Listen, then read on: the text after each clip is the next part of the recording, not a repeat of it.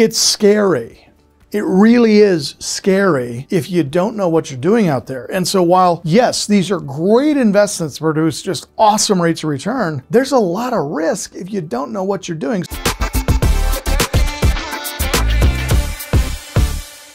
We got to understand that we use mortgage notes to passively and massively increase our income.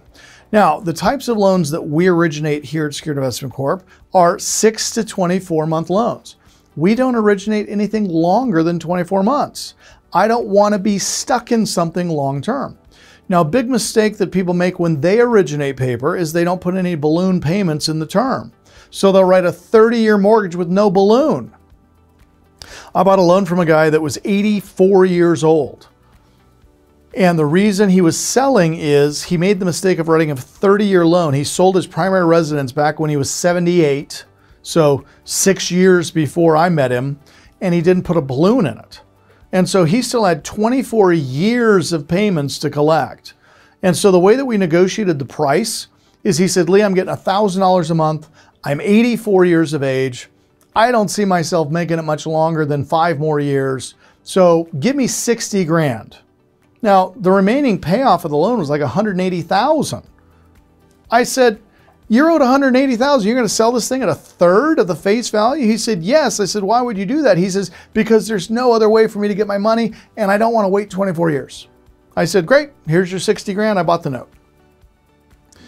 Now, it's an extreme example. If he would have just written the note initially to include a 5-year balloon, he wouldn't have had that problem. Unfortunately, a lot of people who originate notes are not in the note business, and so they end up writing paper that is not in their best interest, okay?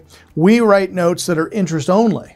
I don't want to deal with principal and interest pay downs and amortization schedules. If I'm going to buy a note, I want to put 100 grand in the note, and then in 24 months when that note balloons and they pay me back, I get 100 grand. So when I buy notes and I'm getting my yield, I'm essentially renting out my money to produce rates of return. So I'm not going to write a principal interest mortgage. A lot of people do that. Why don't you just write it interest only? It makes a lot more sense. Well, because Lee, the owner wants principal buy down. Well, why do they want that? Because they're going to live there? So are you originating paper to an owner occupant? And if you are you running that owner-occupied origination through a mortgage loan originator?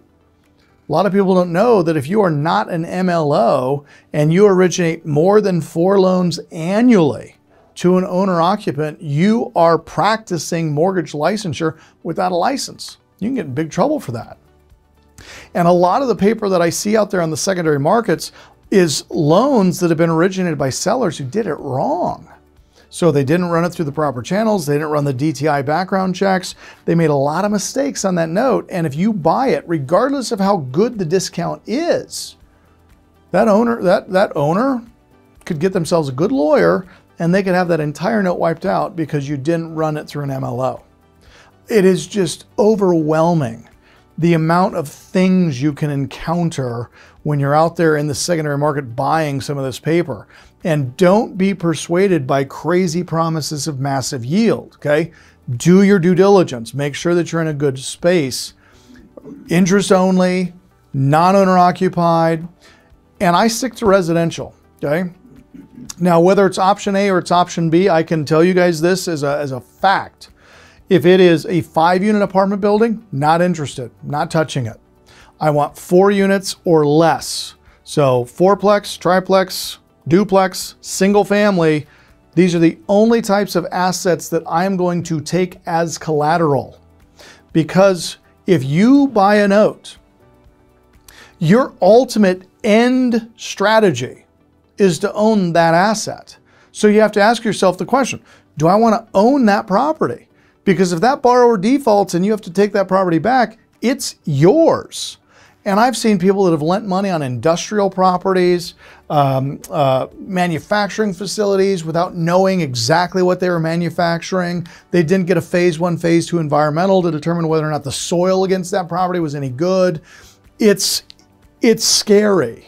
It really is scary if you don't know what you're doing out there. And so while, yes, these are great investments to produce just awesome rates of return, there's a lot of risk if you don't know what you're doing. So make sure you guys that you do your due diligence on these, call my office. We'll happily help you. If you got a note that you're considering buying, please call my office. Let us look at it. I can at least give you some questions that you can ask.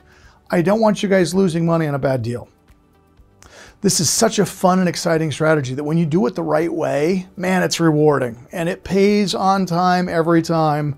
These can be purchase loans, these can be refinance loans, these can be newly originated loans that have been fully underwritten, fully vetted, and fully pre-funded, which is what we do.